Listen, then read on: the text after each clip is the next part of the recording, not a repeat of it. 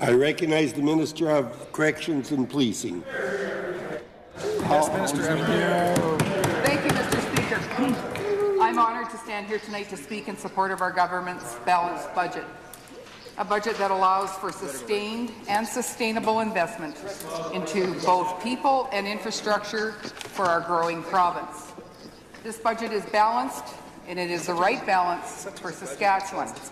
It carefully manages spending while investing in priority programs, services, and infrastructure. This budget has no new taxes, no tax increases, and will help support a strengthening economy. Before I get into the bulk of my speech, Mr. Speaker, I'd like to, of course, thank the people that helped me and all of us do our work. My constituency assistant, Jackie, whose undying and enduring support is indeed heartening. And she always manages and gets things done. I never do concern myself at all with how things are going at the constituency. I have my office here at the Legislative Buildings that Braden, well, with Braden, he's amazing. I never have to worry about anything because Braden is on it. He's amazing. He's amazing.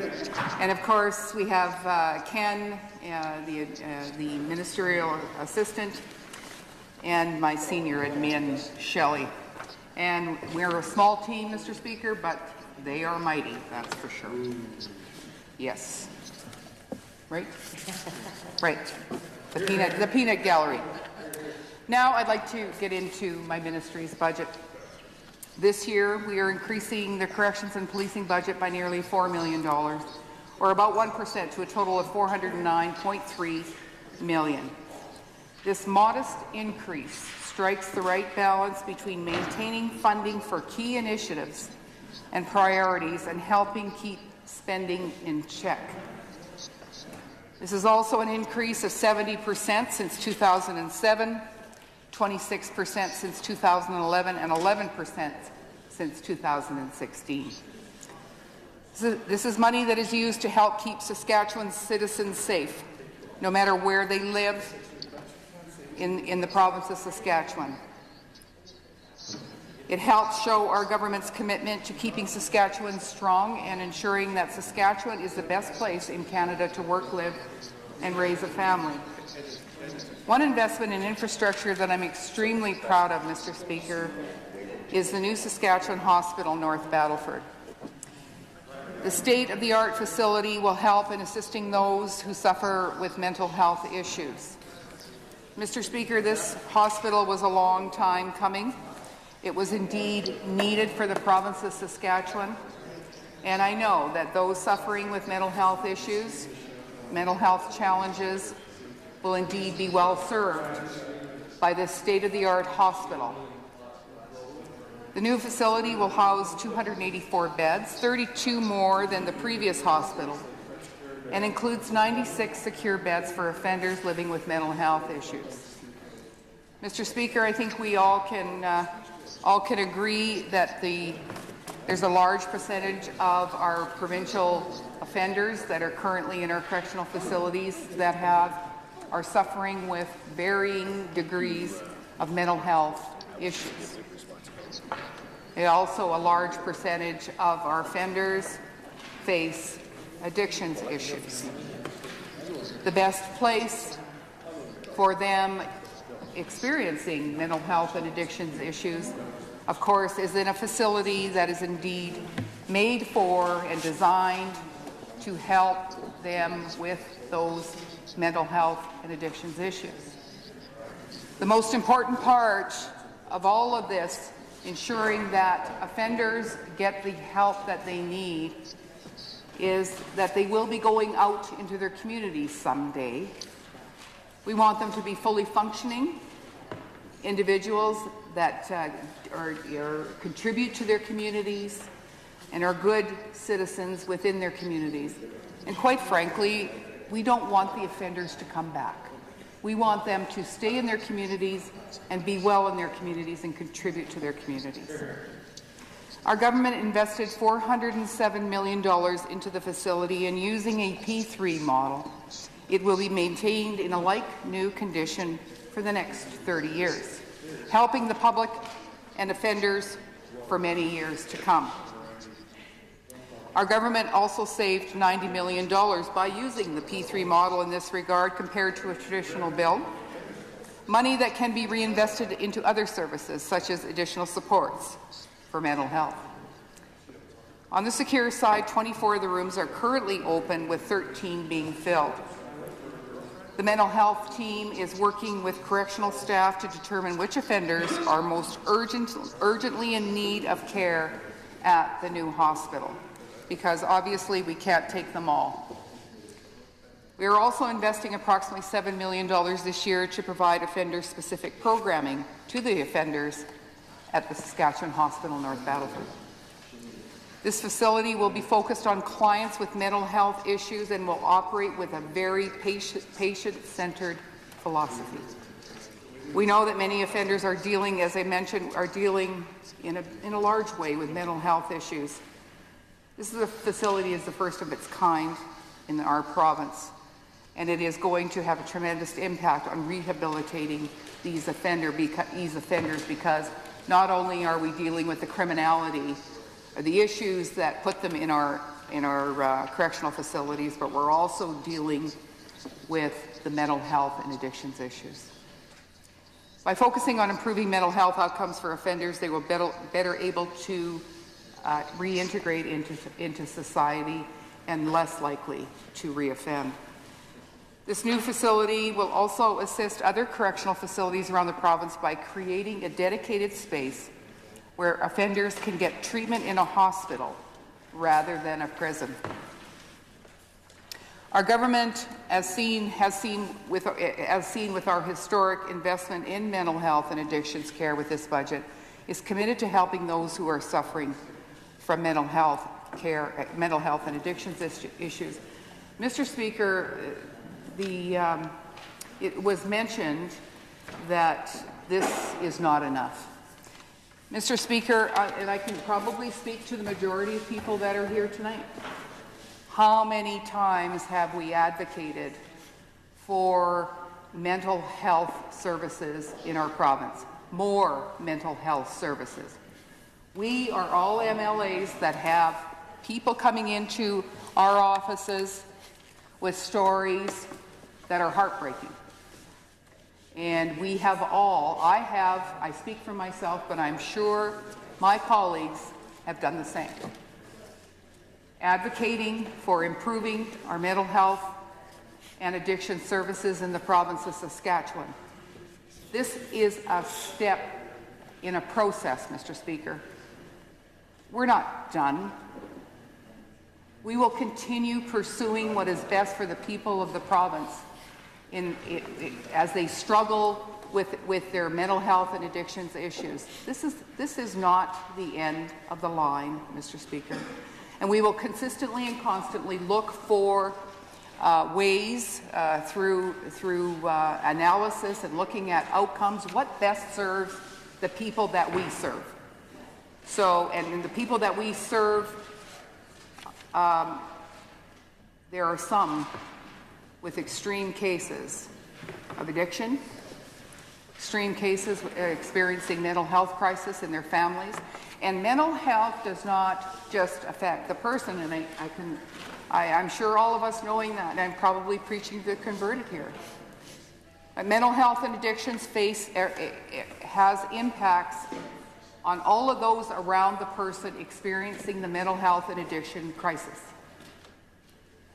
And it is apparent in this budget, Mr. Speaker, that this government does view mental health as a part of health. It's not separate from health. Mental health is part of health. It's a part of our physical health. It's part of our being. And this budget is a continued recognition of the fact that we see this as important. It is as important as what we put into the budget with respect to our physical health. And we will continue to pursue what is needed by the people of the province. Our government also knows that crime, especially rural crime, remains a significant issue in Saskatchewan. Our government is committed to continuing to provide the resources police need in order to help reduce the crime. While the crime rate has dropped, our crime rate still remains far too high, especially compared to other jurisdictions. Our government has committed to increasing the number of officers in our province. Since 2011, we've increased our policing budget by over $50 million, or 32%. Included in this is an approximate $33 million increase to the Provincial Policing Services Agreement, allowing the RCMP to hire an additional 192 officers. We've also invested over $15 million into municipal police grants to help support local police and the great work they do. This money that has been put into municipal police grants also serves to have the officers serving the province of Saskatchewan with the priorities of the people of Saskatchewan. A lot of these funded positions are in the Integrated Child Exploitation Unit, gang units, drug units. These are all serve to ensure the safety and security of the people of the province. This funding helps support, as I said, the specialized units, the combined traffic safety units, enhanced community policing, missing persons, serious crimes, and the list goes on. All of these areas are of concern and importance to the people of the province. We are also continuing to invest in strategic initiatives and programs, including the Protection and Response Team, Crime Reduction Teams, and the Community Safety Officers. The Protection and Response Team has responded to more than 3,000 policing actions, including a number of emergencies. In this year's budget, we are continuing the funding for the crime reduction teams, which were implemented in 2018. These teams conduct targeted enforcement based on intelligence, analysis of crime trends, and can assist in responses to rural crime. The rural crime teams and the hardworking men and women on these teams have assisted in reducing crime across the province. Since February 7th of 2018, it has executed 363 arrests, 455 executed warrants, conducted over 2,900 traffic stops, gave 496 warnings and 209 tickets, seized 8 guns and 10 stolen vehicles, had 5,700 police contacts, 305 business contacts, and made 184 bar walks. Our budget also includes funding to continue supporting the Community Safety Officer program. This program allows local municipalities and First Nations to hire special constables that assist in delivering high-priority, low-risk service for the community's safety.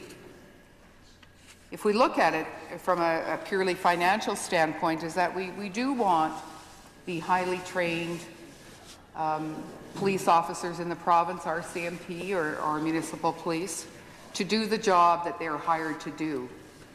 And the special constables in a community can address issues like barking dog, bylaw offenses, that kind of thing, which would of course freeze up the highly trained officers to do their job, and as we know it, dealing with much more serious matters. They build partnerships with communities, focus on crime prevention, and assist police officers by allowing them to focus on issues that they have a higher risk in public safety. While the member from Regina Northeast may say, or did say, that officers do not prevent crime, that they only respond to crime, our government knows this is absolutely not the case. If you look at, and I'll get into a little bit more detail later, that probably one of the pillars, no, not probably, one of the pillars of policing and ensuring public safety is suppression, intervention, and prevention. Mr. Speaker, we have to, there's no doubt in our minds that police officers are the first line of public safety in any community across this country. We also understand that the police doing their job properly, and disrupting crime, disrupting people from committing crime, the high visibility of police, they are all a part of preventing crime. If you stop a vehicle and disrupt a vehicle that is carrying large amounts of drugs and/or weapons, you are preventing a crime from occurring down the road. So yes, the police do prevent crime. Their visibility prevents crime, and their actions prevent crime.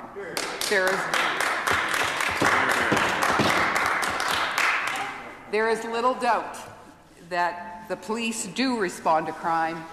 They take the action required when they are responding to crime, and that's what we want them to do. These initiatives help support our efforts to reduce crime in urban and rural Saskatchewan and are continuing to be supported by our government's balanced budget. The crime reduction teams in rural Saskatchewan and the provincial response teams in Saskatchewan have added a significant number, over 258 officers in the province of Saskatchewan. This higher visibility of police in rural Saskatchewan has indeed shown positive effects, albeit it hasn't been in operation all that long. The more visible that police are in the community, the less crime you are going to have. Now, having said that, it also is interesting that the more police that you have, the more your crime statistics will go up. Because, quite frankly, police find crime that's occurring and has occurred and is reported statistically. So, in essence, Mr. Speaker, not only is their visibility important, but also their actions and how they engage with the community, how they receive intelligence about crime, their actions taken in response to crime. I also must note here too, Mr. Speaker, that the RCMP in particular is a huge member, a significant pivotal member of the hub tables across the province, which brings all the human services ministries together to deal with high-risk situations. The RCMP are part of the hubs across the province, Mr. Speaker. They're also, as can happen and has happened, where the RCMP bring a family or an individual to the hub table to ensure that they get the supports and the resources that they need in order to address the issues that they may have. So, you know, the police aren't just out there, you know, making arrests or stopping people for speeding or whatever the case may be. They are pivotal to addressing some of the issues that people are facing, albeit they don't provide the service, but they're certainly in a position where they can get that person or that family the services that they need. We also recognize the need to ensure that we have adequate supports in our correctional facilities. We are continuing a number of capital projects in our correctional facilities. We've invested $2.5 million in this year's budget to construct and staff a 14-bed unit at Kilburn Hall, which will maintain our bed capacity in our youth correctional centres. We've also invested $3.8 million in this year's budget to continue replacing security infrastructure in our correctional facilities. Continuing these projects is necessary to keep the staff, the inmates, and the facilities themselves safe and secure. And if our facilities are safe and secure, then the communities are safer and more secure. We're also working to reduce the flow of contraband and drugs into our correctional facilities. That is why we're investing $1 million this year in our contraband reduction initiative, which includes adding a body scanner to Prince Albert Correctional Facility this year. And we are planning to expand this body scanner concept to other facilities across the province. This is in addition to the body scanner already announced last year at the Regina Correctional Centre. We're spending $1.6 million annually for small capital projects within our correctional facilities, community corrections, and policing offices. These projects represent our government's commitments to investing in our correctional system and helping to keep offender staff and the public safe. This is stark contrast to when the members opposite were in power. They were closing bed spaces, while our government has done the opposite, adding 489 bed spaces since 2007. Finally, our budget includes new funding for our gang violence reduction strategy and drug-impaired driver training for police officers. Our gang violence strategy is focused on 3 pillars, and I mentioned them earlier, Mr. Speaker: prevention, intervention, and suppression of gangs and gang violence in the province. Through expanded cooperation between law enforcement communities, correctional services, and other partners, relentless outreach and support based on effective practices in other jurisdictions, based on evidence and outcomes, Mr. Speaker, and reallocating policing resources for provincial priorities, we will work at reducing the impact of gangs and gang violence. We are also continuing to allocate resources to train frontline officers in fighting drug-impaired driving. 300 officers will be trained in standard field sobriety testing over the next 3 years. Currently, 218 have already been trained with this funding. 100 drug recognition evaluator officers will be trained over the next 5 years, and of that, currently 78 have been trained. The members opposite have been speaking about crime and public safety in recent weeks. The member from Regina Rosemont stated last Wednesday that the residents of the province want a government committed to community safety and crime prevention. And I was indeed quite surprised about that comment, given what this government has done with respect to community safety in this province. This budget, one that is balanced with funding for targeted programs and initiatives, should help answer that member's questions. This is a budget that supports the great work that frontline officers do every day across our province, whether RCMP or municipal, who work with communities to prevent and fight crime. I'm also proud of the new funding for school capital projects in Regina and Moose Jaw, the additional revenue sharing to the City of Regina, and the record investment into mental health and addiction support. In closing, our government's budget is balanced with no new taxes, no new tax increases, and helps support a strengthening and growing economy. I'll be supporting the motion and not the amendment put forward by the members opposite. Thank you, Mr. Speaker.